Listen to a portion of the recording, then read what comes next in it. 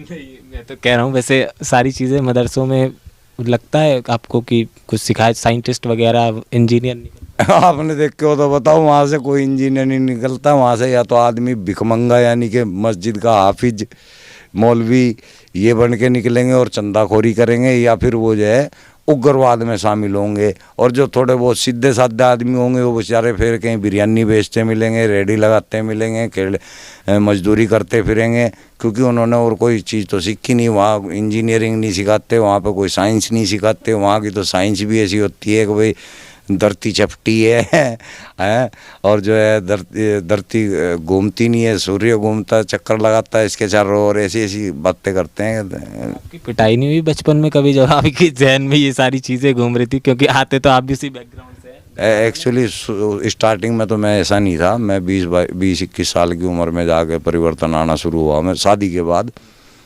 तो पिटाई तो मेरी वैसे भी नहीं हुई है, एक ही बार हुई थी, वो पढ़ाई के ऊपर, तो मैं उसी दिन पढ़ने चला गया था।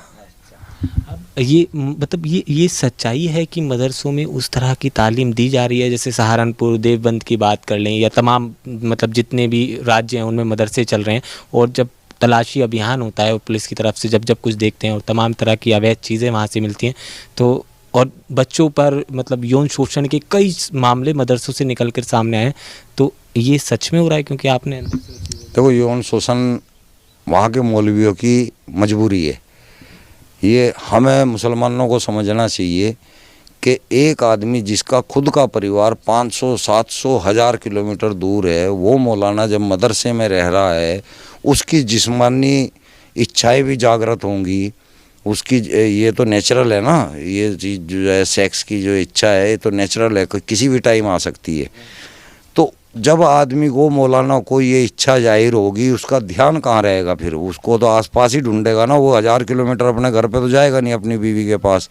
तो वहाँ पे जो बच्चे पढ़ रहे होते हैं वो उन्हीं में से किसी को बहला फुसला के सेट कर लेते हैं, उन्हीं के साथ करते हैं। फिर बच्चा बेचारा नहीं बोल पाता क्योंकि उसको समझ नहीं होती इतनी, तो कोई एक आध बोल पाता है तो पकड़े जाते हैं, नहीं तो मैक्सिमम पकड़े नहीं जाते। सभी मौलाना करते हैं भाई ये काम, क्योंकि भाई नेचुरल है, इसको रोक ही नहीं सकता आदमी। जैसे हगना मुँह उतना नहीं रुक सकता, ये भी नहीं रुक सकता भाई।